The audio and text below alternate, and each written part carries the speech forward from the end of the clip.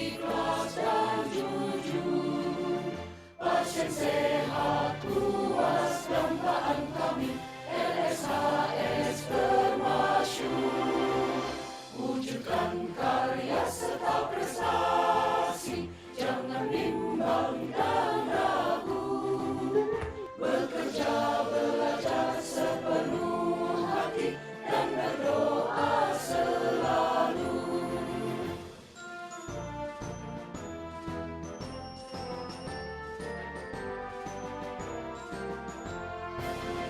Demi bangsa dan negeri tercinta, tekad bulat maju bersama. Berjuang keras untuk meraih cita, sehatkan jiwa dan raga. Niat suci untuk selalu mengabdi, sikap ikhlas dan jujur. Pasien sehat puas dambaan kami, LSHS termasyur. Wujudkan karya serta prestasi, jangan bimbang dan ragu. Bekerja belajar sepenuh hati dan berdoa selalu.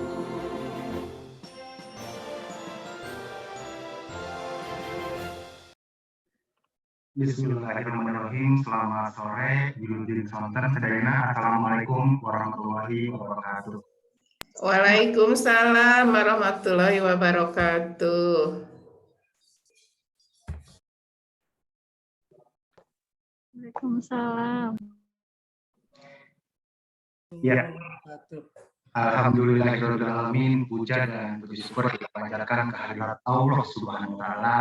Salawat serta salam juga curahkan kepada junjungan besar kita Muhammad SAW, yang mana pada sore hari ini kita kembali diberikan kesempatan untuk berkumpul bersama di dalam room Zoom untuk melaksanakan siang klinik atau sore klinik atau DRK, diskusi refleksi kasus ruang hijau wing A, yang mana pada sore hari ini kita akan berbicara tentang ventilator. Nah, ini dia teman-teman, salah satu alat yang setiap hari kita temukan begitu, salah satu alat yang setiap hari kita gulung, salah satu alat yang sering kali kita berupaya untuk memahami bagaimana cara kerjanya, tetapi ngerti. Tetapi mudah-mudahan ini tidak mengurangi semangat kita untuk terus belajar dan belajar. Seperti halnya pada sore hari ini, kita akan belajar terkait ventilator ini dari Kang Abdul dan Ibu Zerna. Dan beliau sudah hadir berada di tengah-tengah kita, William Sonten, Kang Abdul, Ibu Zerna, sudah siap, Kang? Insya Allah siap. Iya, baik, dan memang seharusnya ada saya dan Teh Heni Triwahyuni yang akan menemani sampai dengan acara ini selesai, tapi tampaknya Teh Heni ada halangan koneksi. Teh Heni, halo, ada? Ada, menyimak. Silakan Kang Den. Oh gitu. Selanjutnya, walaupun materi ini sebetulnya telah disiapkan oleh Kang Abdul dan Ibu Zerna, tapi karena keterbatasan waktu, hanya Kang Abdul yang nantinya akan memaparkan materi. Dan waktu yang akan diberikan oleh Kang Abdul untuk Kang Abdul adalah sekitar 60 menit ya Kang Abdul, mudah-mudahan cukup. Kemudian sisanya adalah untuk tanya jawab. Maka Kang Abdul kalau misalkan sudah siap, boleh langsung di-share aja PPT-nya.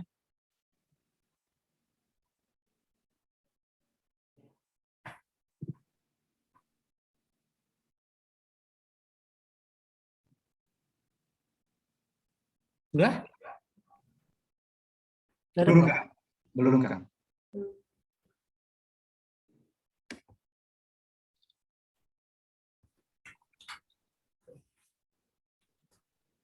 Share screen. Keluar lagi.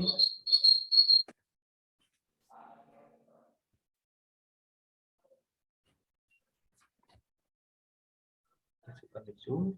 Iya. Share screen.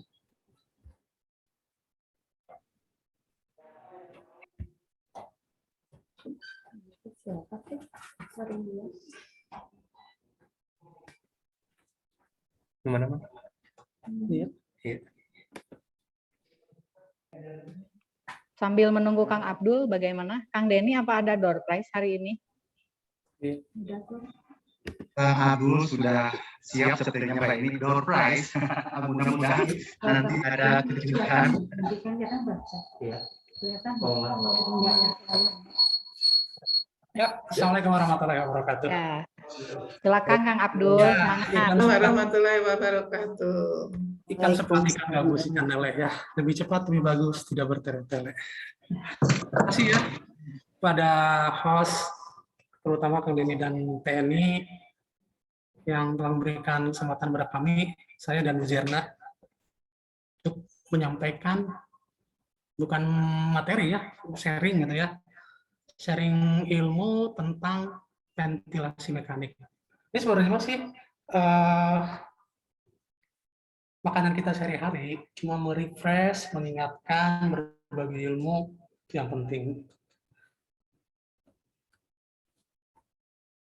Pengertian dari ventilator mekanik itu sendiri adalah suatu alat yang mampu membantu sebagian atau mengambil seluruh fungsi pertukaran gas di dalam paru-paru untuk mempertahankan hidup. Ini bisa bisa fungsinya sebagai ventilasi dan sebagai proses membantu proses difusi. Nih, identik dengan pemasangan ventilator itu adalah pasien dengan gagal napas atau dengan respirasi failure, itu identiknya ya, meskipun tidak semua pasien yang terpasang ventilator itu gagal napas. Pengertian dari gagal napas itu adalah ketidakmampuan paru-paru memenuhi kebutuhan metabolik tubuh. Kemudian adanya kegagalan oksigenasi pada tingkat jaringan dan atau kegagalan hemostatik karbon dioksida atau CO2.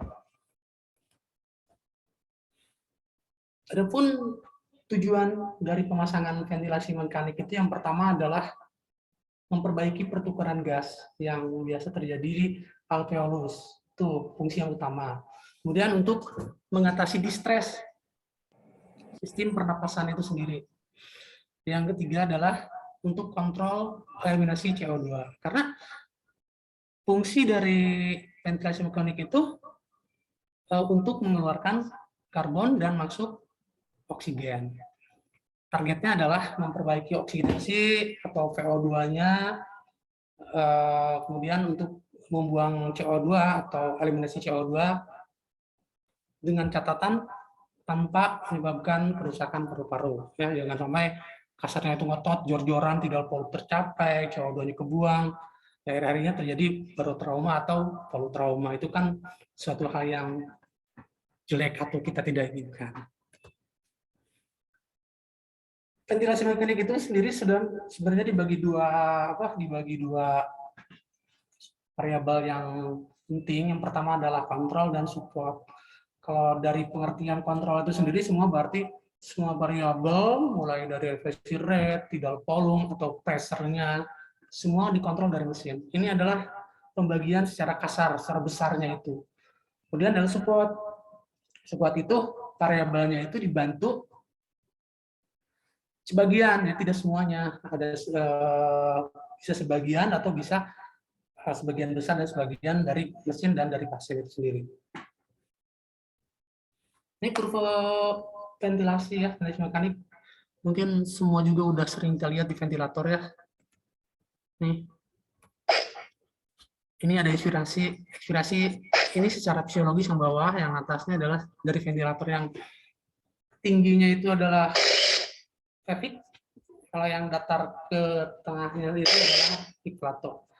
Vapik itu kalau di sini sih bisa sampai 35, tapi pertahankan di bawah 35 atau maksimal 30.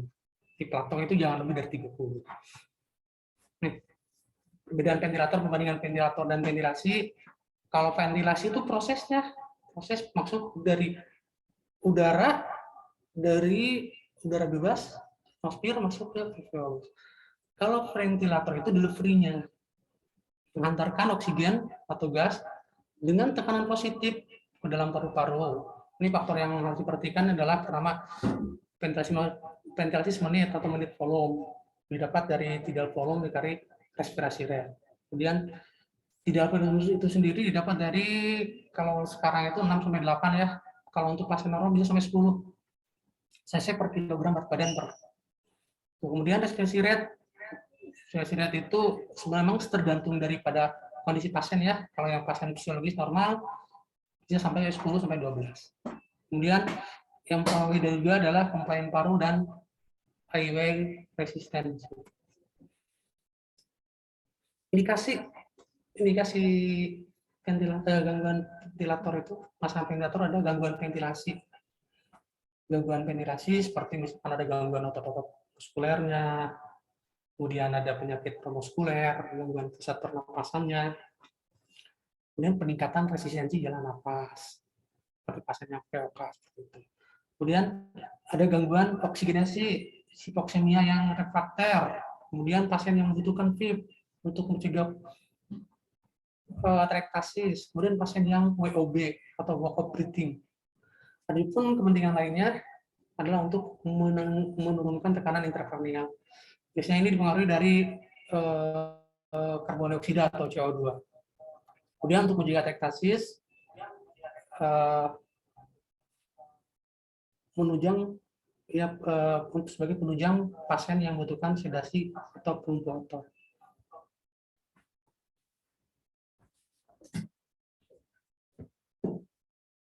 Setting ventilator pada saat kita melihat ventilator, memasang ventilator, yang pertama adalah pasti pilih modenya ya. Ini modenya mau apa nih? Pasien ada napas enggak? Berarti pilih mode. Kemudian kalau misalkan ini napasnya nggak ada atau napasnya masih kurang, pasang respirasi rate. Settingannya apa ini? Ganti valve volume atau pressure. Setting juga inspirasi flow, air ratio, tip, taksi oksigen, dan trigger. Ini adalah settingan secara global ya. Nanti di vila-vila untuk mode yang kontrol apa, untuk yang mode support apa. Nah ini RR. Respirasi rate itu tergantung dari tidak volume. Contoh misalkan kalau tidak volume tidak tercapai, kita boleh naikin RR-nya.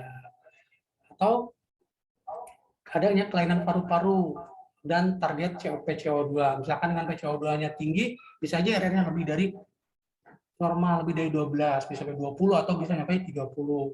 Jadi tergantung penyakit. Terus ada kelainan paru-paru seperti pasien yang asma, RR biasanya setting RR antara 6 sampai 8, jangan tinggi-tinggi lah, takut nanti terjadi autopip. Jadi RR itu relatif kecuali pasien yang tidak ada gangguan di paru-parunya. Kemudian tidal volume yang direkomendasikan sekarang itu yang berisi setting di sini biasanya 6 sampai 8 cc. Maksimal 10 dengan catatan tap-peaknya tidak lebih dari 30. Ya, untuk pasien-pasien ARD yang muluk-muluk ya, dengan saturasi ingin tinggi atau misalkan jangan lebih dari pingin 100, ARD tidak perlu pingin 8 cc, cukup 4 sampai 6 cc per kilo. Untuk ratio itu fisiologis kan ini 1:2. Tapi ini juga tergantung kebutuhan. Kan untuk pasien-pasien yang RD bisa 1. Tapi ingat, lihat CO2-nya. Kita misalkan setting 1:1 dengan CO2-nya pas-pasan. Kita lihat lagi. Jadi banyak faktor sebelum kita merubah I ratio. Makanya perubahan I ratio itu sangat riskan karena banyak faktor yang dikorbankan. Atau misalkan per couple bisa 1:3. Tapi lihat lagi PO2-nya bagus nggak? Jangan sampai main 1:3 tiba-tiba PO2-nya jelek. Bisa jadi hipoksemia pasiennya. Kalau menurut saya pernah baca literatur, PIP itu bisa sampai 20 ya. Tapi di sini itu sekarang hampir jarang di atas 10, cenderung di bawah 10. Ini bisa untuk proses difusi, untuk pasien yang PO2-nya jelek. Tapi minimal nilainya itu di atas 5. Kalau dulu sih pernah sampai 14, sampai 15. Jadi open lang istilahnya itu. Tapi sekarang itu cenderung di bawah 10. Cari aman mungkin ya. FiO2. Ini FiO2 biasalah setting awal 100, turun bertahap, target saturasi di atas 95 atau PO2-nya lebih dari 60 mm/Hg. Kemudian trigger juga setting. Trigger itu ada flow, ada pressure. Ventilator sekarang itu kebanyakan flow, meskipun ada ventilator yang dua-duanya ada, seperti misalkan trigger itu khusus flow untuk untuk triggernya, tapi kan untuk yang kayak magnet itu bisa dua-duanya, bisa flow trigger atau pressure trigger, itu tergantung pemilihan kita. Target ventilasi mekanik, kemudian pertama ada mempertahankan pertukaran gas paru. Ini jelas ya, karena fungsinya untuk proses ventilasi dan difusi untuk terjadi pertukaran antara CO2 dan O2.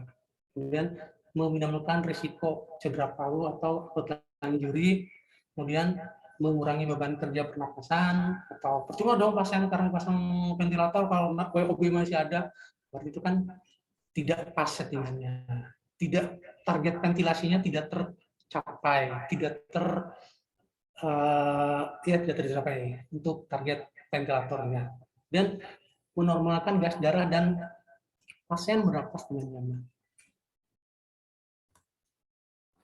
Ini kriteria klinik untuk bantuan ventilasi mekanik, misalnya RR lebih dari 35 atau kurang dari 8, tidak volumenya kurang dari 5 cc, ya. Oksigennya, VO2-nya kurang dari 60 dengan fraksi oksigen minimal 0,60%. Ventilasinya, PCO2-nya lebih dari 60. Ini dengan catatan dengan bantuan terapi oksigenal invasif sudah tidak tertanggulangi. Masuk ke mode ventilator. Sebenarnya ini mode ventilator yang umum atau biasa dipakai di sini. Saya baca literatur juga, hampir semua ventilator itu semua ada mode kontrol, SMP, PS, step. Dan saya tambahin bilevel karena akhir-akhir ini suka ada pasien yang terpasang mode bilevel. Kalau untuk kontrol pasti ada siap ventilator.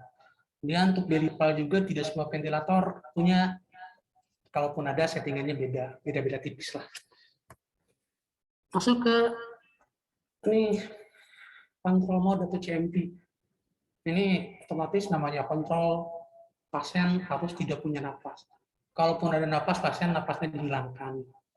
Ya.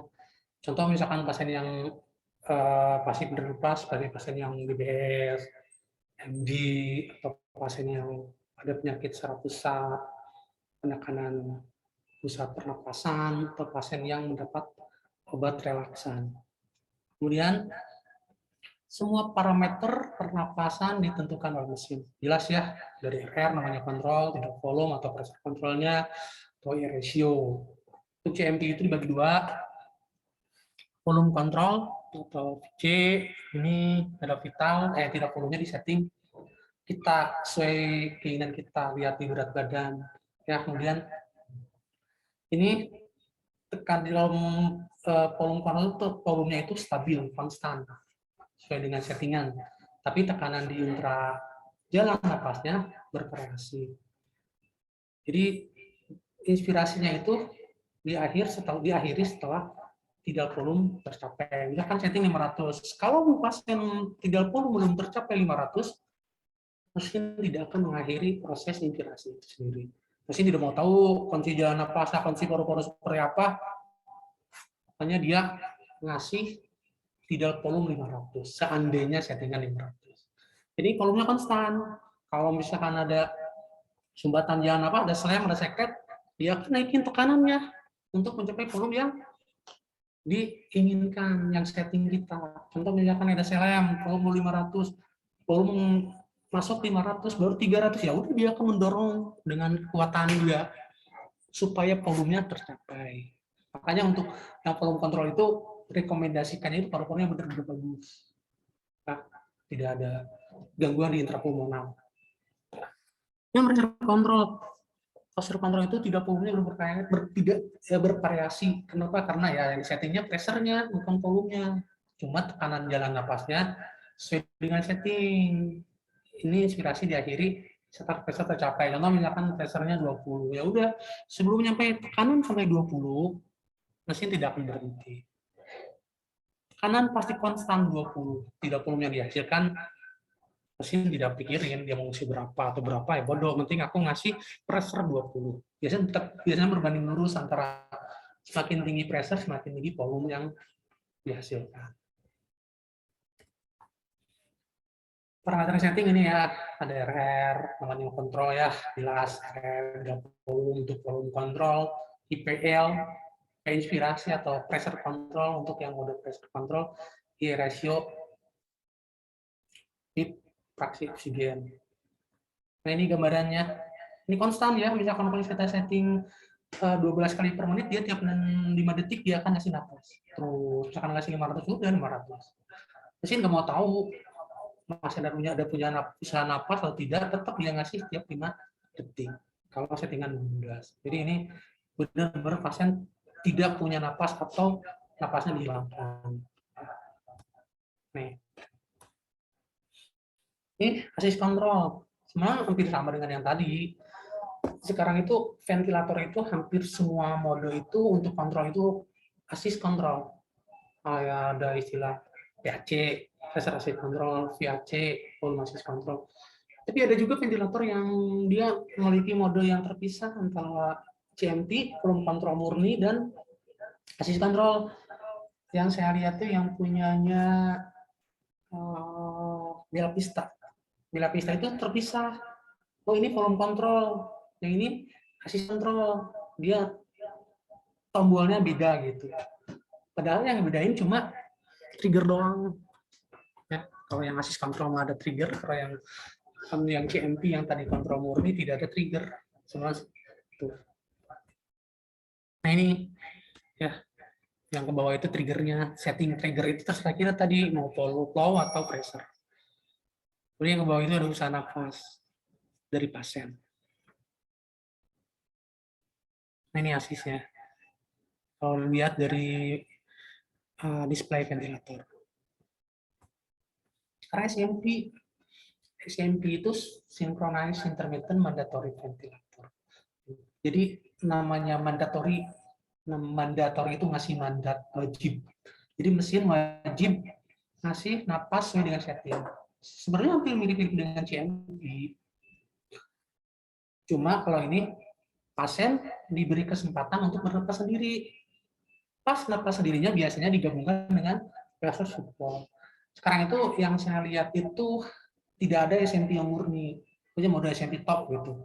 Kalau dulu waktu zaman si jadul ada mode SMP murni zaman C900.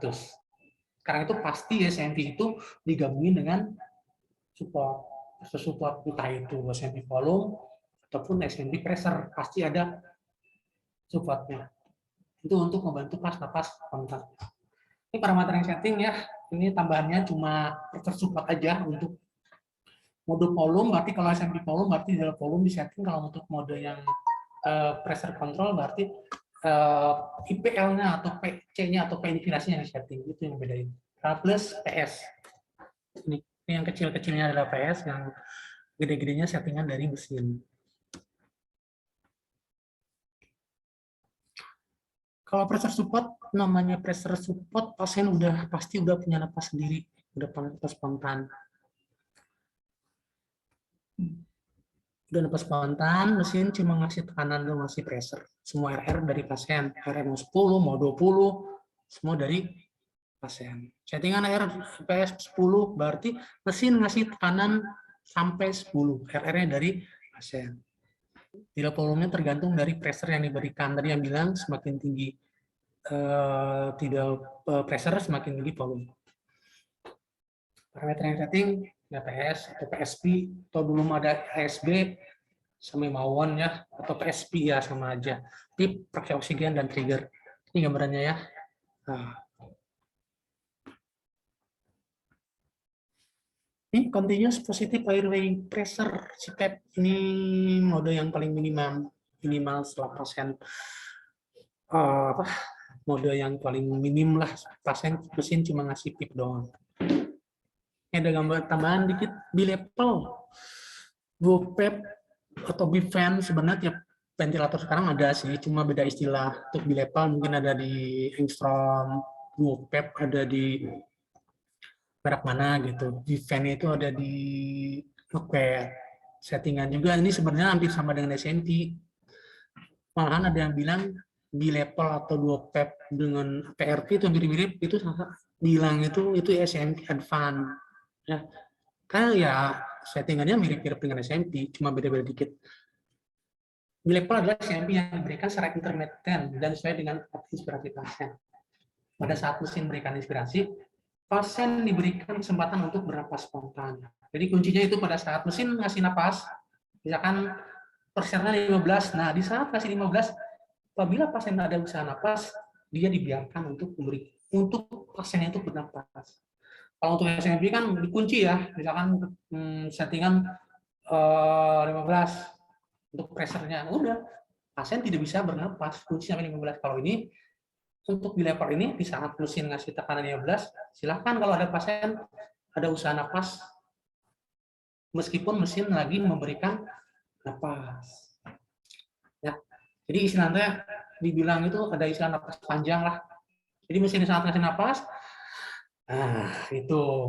Jadi napas pasien bisa untuk bernapas pada saat mesin. Atau biasanya untuk orang rekrutmen ya. Sama ini juga sebelah tadi ini hampir sama dengan SMP, ada gabungan PS. Parameternya ada PHI gitu, hampir sama dengan P inspirasi atau PL-nya. P-low-nya itu, PIP low-nya itu, PIP, RR. Kalau udah untuk settingan RR seperti produk yang dari Angstrom itu tidak ada settingan THI, T-low. Kali untuk yang settingan Vivan itu ada settingan THI dan T-low. Jadi dipilih kalau ada settingan RR berarti tidak ada settingan THI dan T-low. Kalau ada THI T-low berarti tidak ada RR. Kemudian PS support pas di setting, PIP dan lain-lain. Ini yang bedain ya. Pressure, level nih. Pada saat mesin memberikan napas, ada usaha napas pasien, makanya PHI. Ya kan setting 15. Nah, silakan kalau ada napas spontan. Nah, ini yang time-nya itu yang dari sini ke sini adalah bisa ada yang bilang ini adalah THI. Kalau di sini ke sini adalah T-low. Nah, berarti kalau untuk yang tidak disetting RR antara THI dan T-low, misalkan 1:2, ini otomatis kalau ada THI T-low biasanya IE ratio tidak disetting. Nah, cuma misalkan kalau THI-nya 2, T-low-nya 4, berarti 1:2 IE-nya.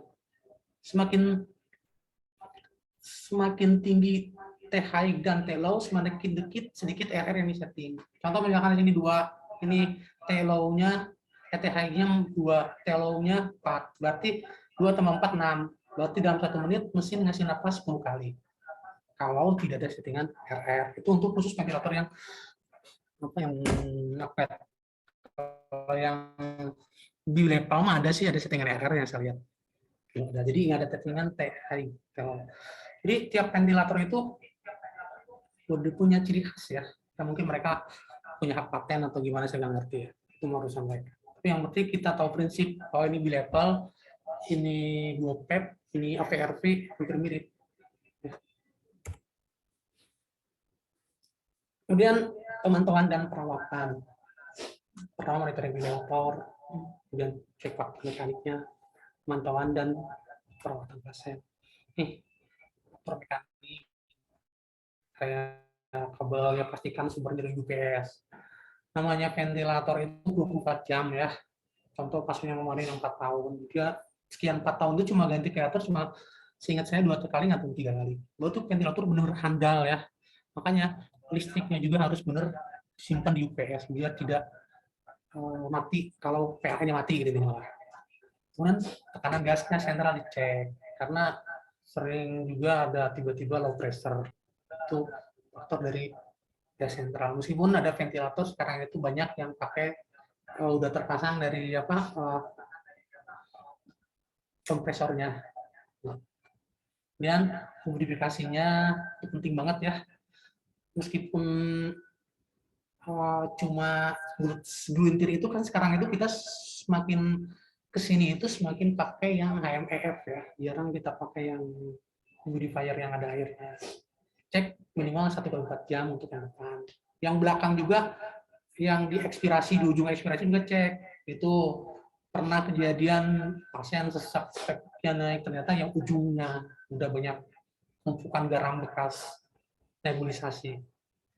Kemudian perawatan ETT, sirkuitnya, cek kebocoran tertekuk atau ada kinking. Kemudian kalibrasi ventilator itu sekarang itu wajib ya, setiap ganti pasien kita wajib untuk kalibrasi, cek kesiapan alat itu sendiri.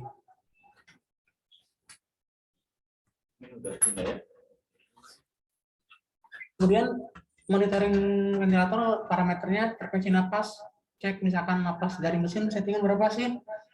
Oh, aktualnya berapa? Jadi kita bandingin. Oh, ini bisa turun nggak untuk mode ventilatornya, RR bisa turun nggak? Makanya dibandingin antara mode untuk mode tertentu, cek RR-nya antara aktual dan settingan dari mesin. Tidak volume juga sama dengan settingan segini, tidak volume tercapai belum? Gitu. Cek lagi yang terutama untuk mode yang pressure. Kalau pressure kan tidak volume tidak tercapai ya. Kalau ini settingan ini tercapai belum? Sama untuk volume juga. Setting 500 udah nyampe belum 500, maka dicek tidak volume. Menit volume juga sama. Peak air pressure atau peak cek ya, yang lebih dari 30 fraksi oksigen. Pernah waktu itu pasien ya mungkin ventilator satu error settingan 21 ternyata yang keluarnya 100. Ya itu cek lagi kan ada aktualnya ya di display ventilator. Di resiko dan tipnya dicek juga. Ini yang setting update time-nya jangan lupa ya. Semakin sedikit update time ya semakin banyak nanti backup pasiennya. Sesuaikan aja biasanya 20 detik kan lah untuk update time-nya. Kemudian high pressure-nya, low pressure, low tidak volume, dan low kulit volume. Komplikasi pemasangan ventilator untuk kardiovaskuler bisa penurunan kardiak output, terutama untuk yang pasien yang peak-nya tinggi ya. Hati-hati aja, bisa terjadi penurunan kardiak output atau bisa dilakukan disritmia. Bisa terjadi juga infeksi atau istilahnya itu VAP. Dikatakan VAP kan udah lebih dari 48 jam.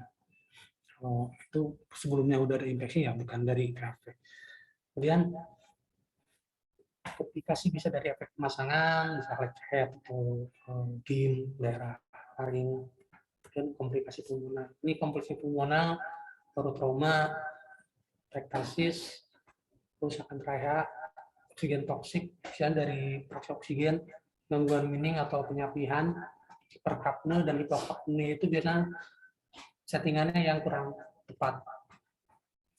Trauma jelas ya kelebihan dari tekanan. Kalau trauma itu volumenya tinggi, ditandai dengan pressure airway-nya meningkat, kemudian suara paru menurun, pergerakan dada, sianopsis, dan didukung dengan prokotok. Kemudian rektasis, ini flap-nya pering paru karena sumbatan udara. Bisa karena letak ETT-nya kurang keluar atau kedalaman ya. Nah, kalau kedalaman itu cenderung rektasinya ke daerah sebelah kiri. Kemudian kerusakan trachea itu karena balonnya atau karena cupnya yang terlalu tinggi. Dan kita sekarang ada endotest ya, minimal satu shift kita cek ukur untuk tekanan dari tekanan cupnya itu sendiri. Kemudian oksigen toksik, ini biasanya penggunaan fraksi oksigen yang tinggi. Pencegahannya monitor analisa gas darah, titrasi fraksi oksigen. Kemudian gangguan penyapihan pada pasien yang COPD menguturisi gangguan muskuloskeletal, jadi pasiennya mulai malas dan ketergantungan. Kemudian komplikasi yang lain untuk pulmonalnya hiperkapne dan hipokapne. Ini ventilasinya settingnya yang kurang tepat dari RR-nya, tidak volumenya, atau dari pressure control-nya, atau ada leak, atau AGD, dan jika perlu pasang anti-idle CO2. Sebenarnya untuk ventilator sekarang itu udah include ya, kebanyakan dengan anti-idle CO2-nya. Walaupun tidak ada anti-idle CO2 kan ada di monitor. Ini mantan pasien dengan fisik, mobilitas, terpotong, operasi. GD itu sebenarnya parameter yang untuk AGD pemasangan ventilator cuma 3 ya. Yang saya tahu itu lihat pH khusus untuk ventilator ya. pH normal 375-345, PO2 80 sampai 110 dan PCO2 dengan nilai 3545. Itu sih yang target dari analisa gas darat khusus untuk yang pasang ventilator, khusus untuk ventilatornya. Kemudian saksen berkala dengan prinsip 4A itu ya, asionosis, efektif, atraumatik, dan apalagi ya 4. Dan head up dan hindari komplikasi. Ini proses winning.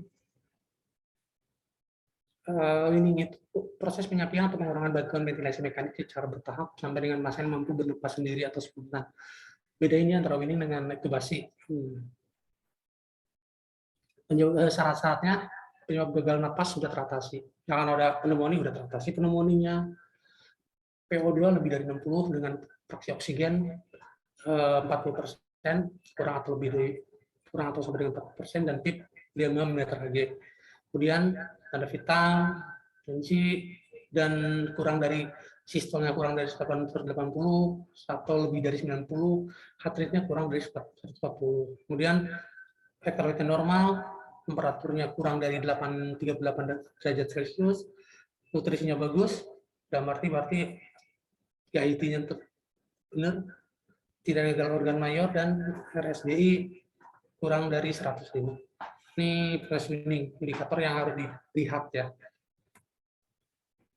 Ini ada SBT, spontaneous breathing trial. Ini beda settingnya dengan setting minimal, PIP 5, PS-nya bisa 0 atau 5, praktek oksigennya kurang atau sama dengan 40. Biasanya pasien diberikan napas biarkan selama 30-120 menit. Cek AGD. Nih, kalau misalkan gagal SBT, kriterianya RR-nya lebih dari 35 atau kurang dari lebih dari 35 selama 5 menit. Kemudian saturasi kurang dari 90% selama 30 detik. Heart rate lebih dari 140, sistolik lebih dari 180 atau kurang dari 90. Kemudian adanya WOB, cardiac dysarrhythmia, dan pH kurang dari 7,35. Nih, kalau misalkan pasien tidak bisa dengan namanya SBT ya, dibalikin lagi ke mode awal. Indikatornya yaitu di tabel itu kan ada, oh ini masalah ini teratasi semua, baru SBT-nya dijalani lagi. Penyebabnya yang ada itu kayak penyebab SBT-nya tidak teratasi. Troubleshooting low pressure, kalau biasanya low pressure itu bisa bocor sirkuitnya. High pressure biasanya bisa ada slam sekret, ada air di tubing atau ada kinking. Low minute volume bisa copot juga bisa, atau pasiennya berdipne, napasnya malas menurun. High volume bisa karena airnya naik ke 30 menit, pasien batuk atau gimana. Kemudian cemas pasiennya, cemas juga termasuk troubleshooting karena settingan yang kita harapkan tidak tersampaikan ke pasien karena pasiennya merasa cemas. Ini masalah perawatan, punya pola napas tidak efektif. Cek korelasi antara setting dan pasiennya, cek tubingnya, kemudian bersihan jalan nafas, saksen ya berkala, atau chest fioterapi. Kemudian risiko gangguan nutrisi, terutama untuk kebutuhan cek kebutuhan karbon klorida, ini nutrisinya itu karbohidrat ya, berhubungan dengan CO2. Risiko infeksi pulmonari yaitu head up dari saksen yang lama. Dan gangguan komunikasi verbal ya, komunikasi yang sangat efektif dengan metode yang tepat. cemas pastilah dan takut. Itu aja ya materi yang saya sampaikan untuk saat ini. Terima kasih atas perhatiannya. Mohon maaf atas segala kurangannya. Saya kembalikan lagi ke host ya. Assalamualaikum warahmatullahi wabarakatuh. Waalaikumsalam warahmatullahi wabarakatuh. Hatur nuhun, terima kasih Kang Adul. Sebetulnya tentu saja waktu yang diberikan sangat kurang jika kita membicarakan ventilator hanya dalam waktu 1 jam ya. Tetapi mudah-mudahan ini menjadi titik awal untuk kita untuk memulai belajar lagi hal yang seharusnya memang wajib kita kuasai. Nah, teman-teman yang ingin bertanya atau share pengalaman, maka bisa langsung atau bisa juga ditulis di kolom chat gitu. Nah, yang di kolom chat sepertinya sudah ada, tetapi sebelumnya ini pertanyaan-pertanyaan yang masuk mudah-mudahan nantinya bisa dibahas satu persatu, tetapi jika tidak mengingat waktu juga yang tentu saja terbatas, maka dipersilakan untuk akan teteh teman-teman semua untuk mengajukan pertanyaannya di kolom komentar di link YouTube pertemuan terkait. Tentu saja jangan lupa untuk di-subscribe, begitu, like dan share konten di kanal YouTube Nurse Station GCRSAS. Termasuk juga diinformasikan bahwa seluruh rekaman kegiatan DRK kita ini telah dan akan di-upload di kanal YouTube Nurse Station GCRSAS. Jadi lagi-lagi silahkan di-subscribe supaya nggak ketinggalan informasi materi-materi selanjutnya. Nah, ini yang sudah masuk dari Kang Yayan nih, Kang Yayan. Dari Kang Yayan, izin tumaros, bagaimana perbedaan mendasar antara mode volume control dan mode pressure control dalam aplikasi. Maka boleh sama Kang Abdul atau boleh juga sama Ibu Zer, barangkali tidak ada kendala dengan koneksi, bisa langsung. Kayak Bu Zara mencoba menjawab. Mangga Bu, silakan. Baiklah, Kang Yayan, saya coba menjawab. Tadi itu perbedaan mendasar antara mode volume control dan press control ya. Seperti telah dijelaskan sebelumnya, bahwa mode pressure control yang disetting adalah PC atau istilah lainnya ada yang IPL. Dan mode tekanan yang disetting adalah tidal volume.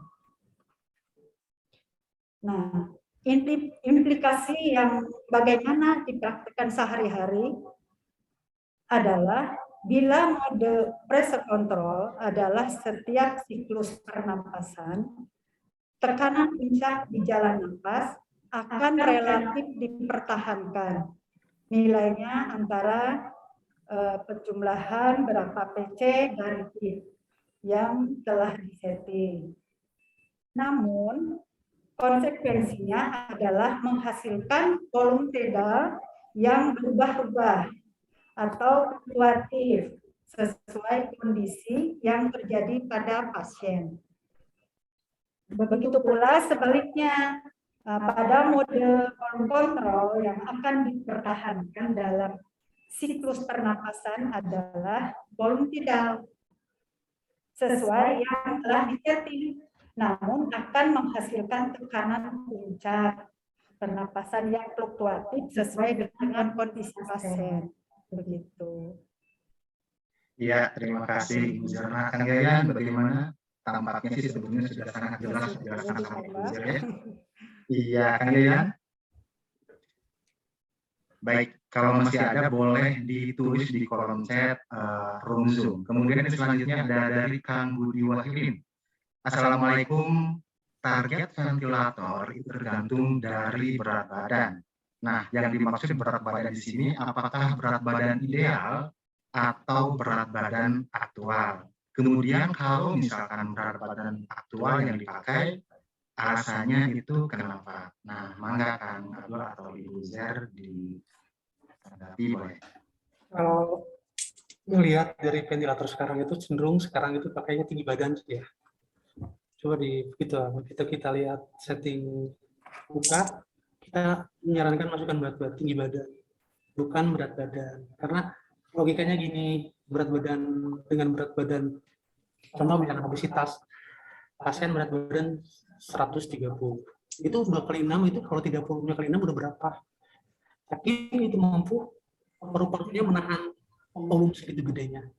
Makanya settingan sekarang itu adalah cenderung ke tinggi badan. Jadi begitu kita setting tinggi badan, nanti berat badannya akan menyusul. Tuh, kalau settingan ventilator. Kalau yang kita mungkin sekarang kita yang setting ventilator, oh ini berat badan berapa, itu untuk yang aktual kita, berarti berat badan yang ideal. Tapi kalau untuk settingan ventilator sendiri, pakainya tinggi badan, bukan berat badan. Tuh. Gitu, Kang Deddy. Ya, siap. Kang Budi, bagaimana Kang Budi? Ya, Sudah Kang Adul, mohon maaf.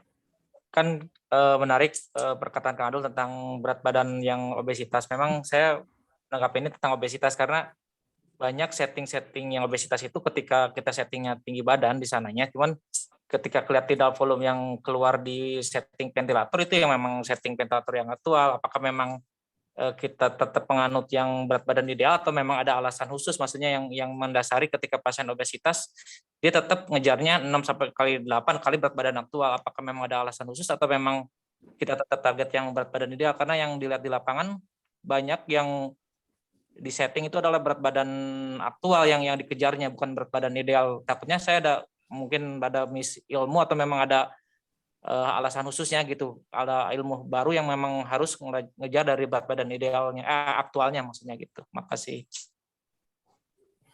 Jadi sebenarnya gitunya, ya tadi berat badan kalau yang obesitasnya diabaikan. Lihat yang ideal atau lihat dari badan. Untuk parameter lainnya bisa dilihat dari AGD. Udah terpenuhi belum AGD-nya? PO2-nya udah bagus belum? PCO2-nya belum? Atau dilihat dari ventilator. PCO2 dengan tidak volume segini, PEP-nya berapa sih? Tinggi nggak? Bagus nggak? Misalkan kita setting berat badannya yang pakai yang 6 dengan berat badan yang gede. Itu kan lihat dari parameter yang lain, apakah dari ventilator ataupun dari AGD. Tetap yang hati-hati itu adalah yang khusus yang itu adalah yang kita lihat dari tinggi badan itu sendiri. Karena saya rasa sih kalau untuk yang itu tidak akan mampu untuk paru-parunya untuk menahan volume gede gitu. Jadi bukan parameternya, bukan ada parameter yang lain yang tadi saya bilang AGD ataupun dari settingan dari ventilator itu sendiri. Itu kan ini gimana Kang Budi? Ya, terima kasih Kang Adul. Ya, siap Kang Budi, Kang Abdul atur nuhun. Kang Abdul, sebelum lanjut ini boleh di stop dulu share screen-nya kan, biar semua wajah-wajah laparnya tuh tampak. Oke, sambil menunggu ini ada pertanyaan selanjutnya dari Teh Yayu Rahmawati. Om Abdul, kalau penggunaan model BPAP atau bilevel, apakah ini dikhususkan untuk pasien tertentu? Jika kemudian ini dikhususkan, ini untuk pasien yang seperti apa? Hatur nuhun.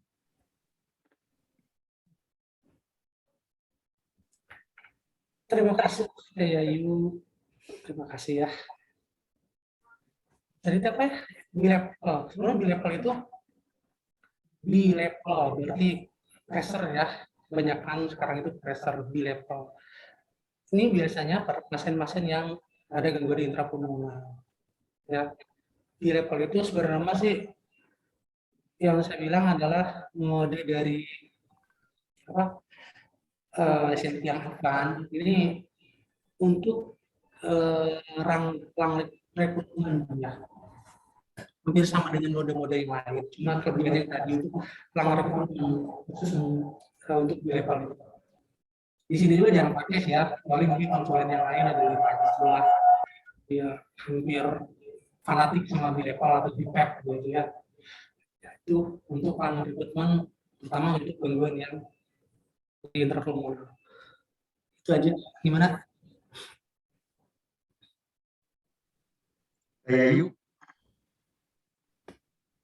Yayu sudah puas tampaknya Teh Yayu atau lagi masak.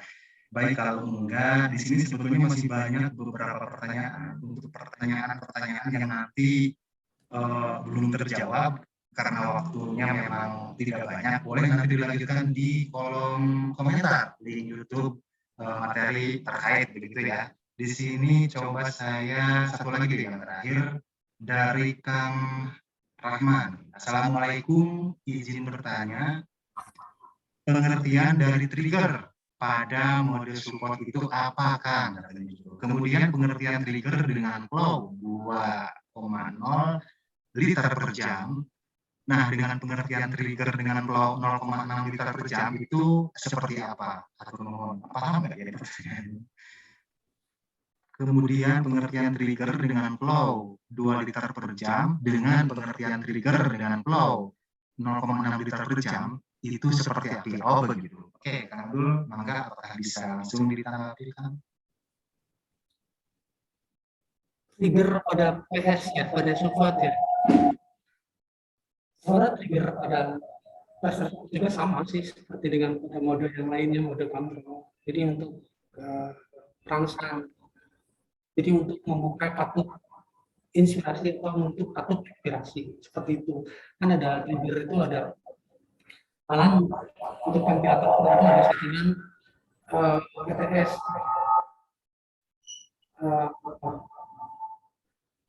Artikel sensitivitas menjadi 20% itu. Jadi sebelum 20% itu inspirasi itu tidak akan membuka. Sama trigger untuk ini juga untuk begitu pasien ada usaha napas langsung inspirasi membuka bersin ngasih tekanan sesuai dengan yang disetting. Untuk pressure yang support. Nah, satu lagi apa ya pertanyaannya? Selanjutnya yang beda trigger mungkin Kang. Beda trigger 2 liter per jam dengan trigger 0,6 liter per jam itu seperti apa? Trigger itu untuk mode trigger yang baik commander flow dan pressure itu dikatakan sensitif sama-sama mendekati ke 0. Kalau yang pressure trigger berarti dari negatif ke 0 itu sensitif. Kalau yang dari positif yang dari flow itu yang dari tinggi mendekati 0 itu semakin positif. Contoh misalnya trigger 2 liter. Artinya bila pasien ada usaha napas besar 2 liter, mesin didetek nih, pasien ada usaha napas 2 liter, mesin akan memberikan pressure atau volume sesuai yang disetting. Ya, 2 liter per menit ya. Kalau 0,2 berarti lebih sedikit lagi dong. Sebenarnya untuk 0,2 itu, kalau nggak salah ventilator trigger yang dulu ya, paling sekarang mah jadi 1 masalah. Jadi kalau 0,2 itu semakin sedikit. Pressure, ada usaha napas 0,2 liter per menit aja, mesin udah ngedetek ada usaha napas. Dia akan membantu sesuai dengan pressure atau volume yang disetting oleh mesin. Seperti itu. Sebenarnya semakin kecil, makin mendekati 0, semakin sensitif. Baik itu flow trigger atau pressure trigger. Itu. Ya, Kang Rahman, bagaimana Kang? Sudah cukup ya, sepertinya memang sudah dijelaskan dengan cukup jelas dari Kang. Terima kasih. Siap Kang? Oh iya, terima kasih. Ini ada beberapa lagi, cuman coba saya bacakan yang terakhir ya. Ini yang terakhir karena memang waktunya sudah seharusnya kita bersiap-siap untuk menyiapkan buka puasa. Nah, ini yang terakhir dari Teh Ratna Suminar.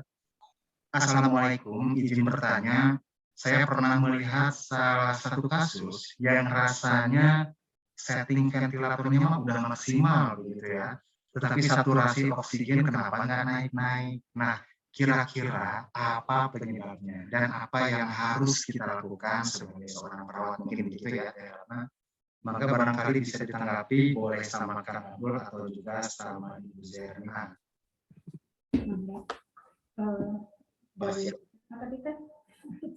Ibu Zer, mic-nya belum kebuka, Ibu Zer. Bentar, mic-nya diklik dulu ya.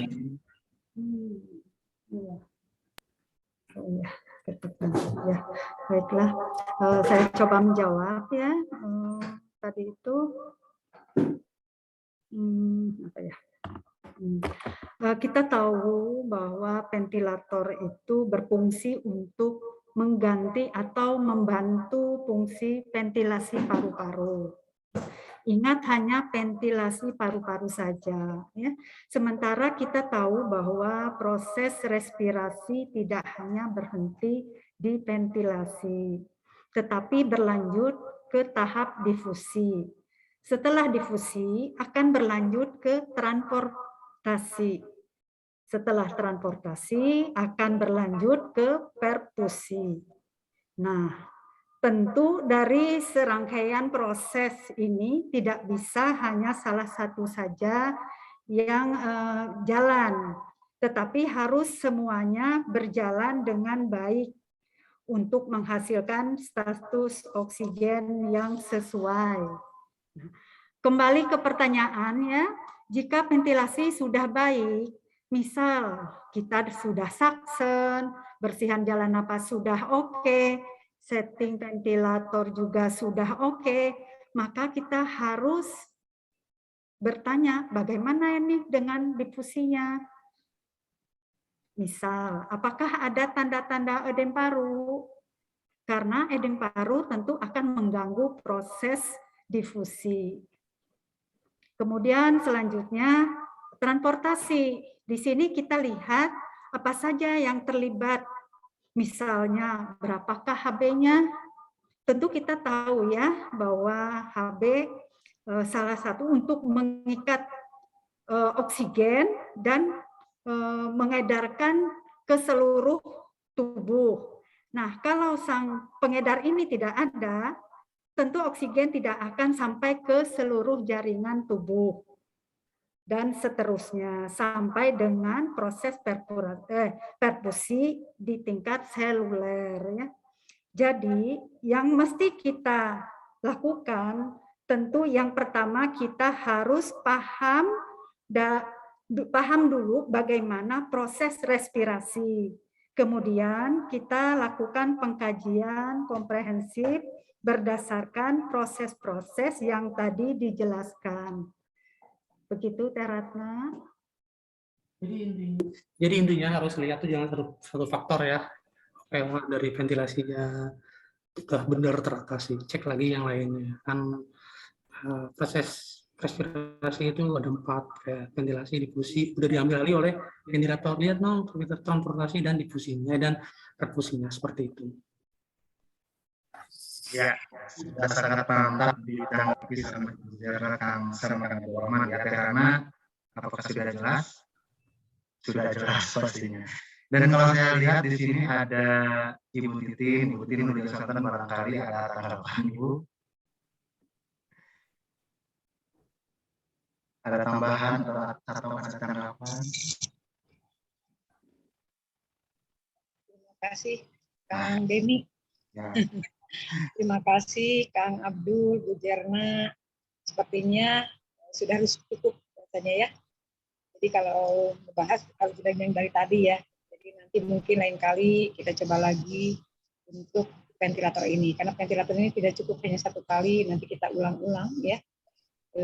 Terkait dengan mungkin asuhan keperawatannya, nanti baru kesehatan. Sedikit saja mungkin yang Teh Ratna ya. Yang Teh Ratna itu terkait dengan saturasi ya. Kalau yang tadi saya nggak terlalu banyak menyimak. Saturasi itu adalah oksigen yang terikat dengan hemoglobin. Yang harus kita tahu bahwa pada saat kita melihat saturasi, itu sangat tergantung pada hemoglobin, sangat tergantung pada tekanan darah, juga pembuluh darahnya itu sendiri. Jadi masalahnya ada di mana ini? Apakah di HB-nya? Apakah di pembuluh darahnya terjadi vasokonstriksi atau di tekanan darahnya. Kalau itu sudah clear, kemungkinan runtut sekarang ke belakang, berarti mungkin saja proses pertukaran gasnya. Jadi ada apa itu di paru-parunya, sehingga kenapa saturasi ini nggak bisa naik, apakah di proses pertukaran gasnya. Ya, jadi banyak hal yang harus kita cari terkait dengan simpel hanya saturasi, tetapi permasalahannya itu kan jelimet dari mulai tadi dijelaskan sama Bu Diana, dari mulai atmosfer sampai ke dalam sel, gitu ya. Jadi itu harus dirunut. Itu saja mungkin yang bisa saya sampaikan. Terima kasih Kang Deni, mohon Ibu Bapak yang hadir di sini. Ya, mangga diserahkan lagi ke Pak Deni. Siap, hatur nuhun Ibu. yang berbuka puasa gitu ya. Kemudian selanjutnya di sini sebetulnya masih ada beberapa pertanyaan lagi yang belum terjawab, tapi jangan khawatir karena ini bisa nanti di kolom komentar materi ini ya yang nanti akan diupload di link di YouTube. Nah, karena waktu memang sangat terbatas, sepertinya akan kita cukupkan sampai dengan sekian. Kang Abdul, Ibu Zerna, dan teman-teman semuanya, ini adalah pemaparan yang sangat menarik. Mudah-mudahan dari setiap kalimat yang disampaikan oleh Kang Abdul dan Ibu Zerna akan menjadi ilmu bagi kita. Dan tentu saja ini kemudian akan dicatat sebagai amal ibadah. Amin. Amin. Ya, betul. Karena waktu yang akhirnya memaksa kita untuk mengakhiri pertemuan hari ini, walaupun hanya melalui Zoom online, mudah-mudahan tidak mengurangi manfaat dan tujuan yang ingin kita capai. Terima kasih atas segala perhatiannya. Akhirul kata, billahi taufiq wal hidayah. Wassalamualaikum warahmatullahi wabarakatuh. Waalaikumsalam warahmatullahi wabarakatuh. Tur nuhun Kang Abdul, Bu Jarna, Tur nuhun Kang Bu Denny, Titin, nuhun. Titin.